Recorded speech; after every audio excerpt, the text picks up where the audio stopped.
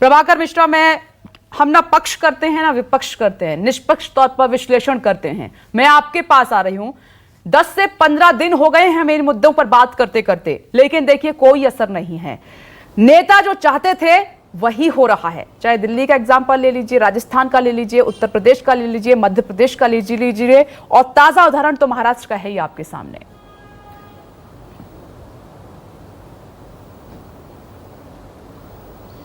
विपनेश, महाराष्ट्र में जो हो रहा है वो भले ही लाउडस्पीकर और आजान और हनुमान चालीसा दिखता हो, और ऐसा नहीं है कि लाउडस्पीकर की आवाज़ कम कर दी जाए या आजान लाउडस्पीकर में नहीं हो या हनुमान चालीसा लाउडस्पीकर में नहीं हो, तो इससे चीज़ें रुक जाएंगी। चूँकि सियासत करनी है, सियासत के लिए नए नए बहाने तलाशते जाते हैं, तो बहाने आते रहेंगे। लेकिन सियासत में कई बार कुछ चीज़ें अच्छी हो जाती हैं। विपनेश, महाराष्ट्र के सियासत में कुछ चीज़ों की शुरुआत हुई है, वो अच्छी तस्वीरें अभी आ रही हैं। वो ये कि कुछ मुस्लिम संगठनों ने अपने मस्जिदों से लाउडस्पीकर उतार दिए या उसकी क्षमता को कम कर दिया। ये अच्छी तस्वीर भी है, लेकिन ये तस्वीर तब ज़्यादा अच्छी होती जब सरकार से, शासन से कोई आदेश जाता और उसके बाद इस तरह की तस्वीरें आती। जब कोई पॉलिटिकल पार्टी इस तरह की धमकी दे या पॉलिटिकल पार्टी के लोग जबरन आवाज़ कम कराने जाएं, जबरन अपनी धमकियों के जरिए लाउडस्पीकर हटाने की बात करें, तो इससे सवाल खड़ा होता है कि क्या इस देश में कोई कानून व्यवस्था नाम की भी चीज़ है क्या? क्योंकि चाहे कोर्ट का कोई आदेश हो या कोई भी अव्यवस्था का मसला है, तो उसे ठीक करने की जिम्मेवारी सरकारों की होती है, पुलिस प्रशासन की होती है। कोई ये नहीं कह सकता कि ये व्यवस्था अव्यवस्था है, इसलिए एक सिविल आदमी या कोई पॉलिटिकल पार्टी का आदमी आकर के कहे कि मैं इसे दुरुस्त करूंगा। इसी को बोलते हैं कानून को हाथ में लेना। और विपनेश, महाराष्ट्र की बात है या जो जोधपुर में हुआ, श्रीवत्सन जो रिपोर्ट कर रहे हैं, आप सोच कर देखिए कि कभी भी किसी धार्मिक मौके पर ये देश जो है, इसे सर्वधर्म समभाव वाला देश माना जाता है। दुनिया में इसी के लिए भारत की पहचान है।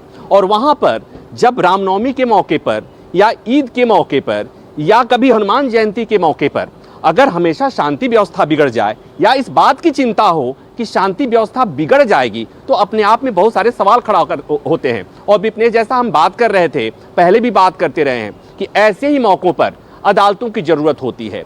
ऐसे ही मौक़ों पर हम अदालतों की तरफ उम्मीद की टकटकी लगा कर देखते हैं, इसलिए कि हमारे देश में, चूंकि दुनिया के सबसे बड़े लोकतंत्र हमारा देश है और यहाँ पर ये व्यवस्था है कि फंडामेंटल राइट संविधान में दिया हुआ है, और उसी संविधान का जो रक्षक के तौर पर सुप्रीम कोर्ट को हम कहते हैं, हाई कोर्ट को कहते हैं, कि संविधान के रक्षक के तौर पर अदालतों की भूमिका होती है। तो जब भी कहीं भी कोई काम संविधान के खिलाफ होता हो, कानून के खिलाफ होता हो, या किसी फंडामेंटल राइट, मौलिक अधिकार का उल्लंघन होता हो, या जबरन उस अधिकार को वो करने में कोई बाधा डालता हो, तो अदालतों का होना, अदालतों की उसी समय जरूरत होती है।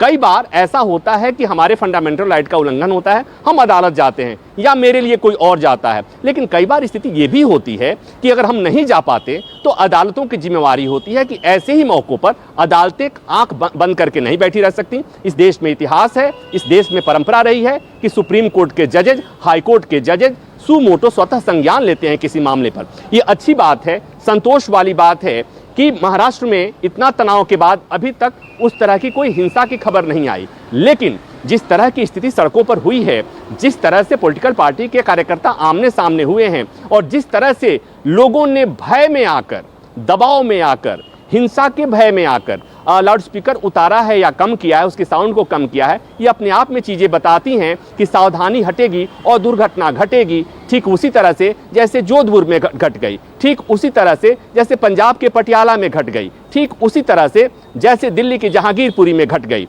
तो सवाल ये है कि कब तक हम भगवान का नाम लेकर या राम का नाम लेकर, या हम भगवान भरोसे हमारा देश चलेगा क्या? भगवान भरोसे हमारा देश नहीं चलता, हमारा देश संविधान से चलता है। और यहाँ पर मुझे जो साफ तौर पर दिख रहा है, खासकर महाराष्ट्र की अगर मैं बात करूँ लाउडस्पीकर के मसले को लेकर, कि जिस तरह से दोनों पक्ष आमने सामने आए हैं, वहाँ पर थोड़ी सी सावधानी हटती है, थोड़ी सी सावधानी से थोड़ी सी चूक होती है तो स्थिति कितनी खराब हो सकती है, इस बात को सोचे जाने की जरूरत है। और एक सवाल मैं विपनेश और खड़ा करना चाहता हूं, वो ये कि जब महाराष्ट्र में हनुमान चालीसा का विवाद शुरू हुआ, लाउड स्पीकर में हनुमान चालीसा का विवाद शुरू हुआ और नवनीत राणा और उनके पति ने इस विवाद को खड़ा किया था, तो आपको याद होगा, सबने देखा, अभी भी उनको जमानत नहीं हुई है, अभी भी वो जेल में हैं, क्योंकि उनके खिलाफ सामाजिक सौहार्द बिगाड़ने के लिए आईपीसी की धारा लगा दी गई। यही नहीं, उससे और आगे बढ़कर देशद्रोह की धारा लगा दी गई। और अब लोग पूछेंगे, सवाल करेंगे, उससे ज़्यादा बड़ी चुनौती, उससे ज़्यादा बड़ी धमकी राज ठाकरे ने दिया, लेकिन राज ठाकरे अभी भी उनके खिलाफ उस तरह की महाराष्ट्र सरकार उस तरह की कार्रवाई प्रभाकर मिश्रा, आपके इसी सवाल के साथ मैं चर्चा की शुरुआत करना चाहूंगी, क्योंकि आपने इंपॉर्टेंट सवाल रेज किया है। और विक्रम जी, अल्टीमेटम के मुताबिक राज ठाकरे ने जो कहा वो करके दिखाया।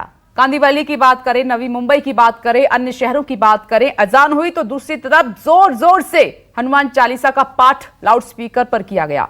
आपकी सरकार है राज्य में, क्या कर रहे हैं? कोई कानून व्यवस्था नाम की चीज है या नहीं? और जो प्रभाकर मिश्रा ने सवाल उठाया है कि एक पर आप एक्शन लेते हैं और दूसरे तक आप बयानबाजी तक सीमित हैं।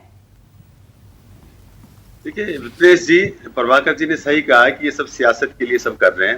राज ठाकरे भी इसी मुंबई में थे, आज इन्होंने इससे पहले कभी भी इस तरीके की बात कभी नहीं की। ये अचानक इनमें एकदम हिंदूवादी बनने की जो ये होड़ लगी हुई है ना, ये कहीं ना कहीं सियासत के लिए ही है। आपने देखा होगा पहले इनकी विचारधारा थी उत्तर भारतीयों को मारने की, ये उत्तर भारतीयों को मारते थे, अब ये अचानक हिंदूवादी बन गए।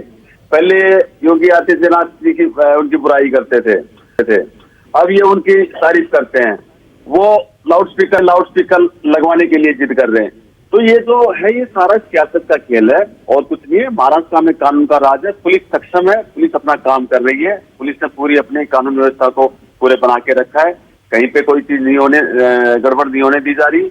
जो भी इसके लिए जो नियम है, जो सुप्रीम कोर्ट की जो गाइडलाइन है, उसके मुताबिक उसका पालन हो रहा है। सारे काम उसके हिसाब से होंगे। अगर किसी को परमिशन चाहिए लाउड स्पीकर की, तो उसके जो नॉर्म्स पूरे करेगा, जो उसके गाइडलाइन पूरे करेगा, उसको परमिशन दी जाएगी।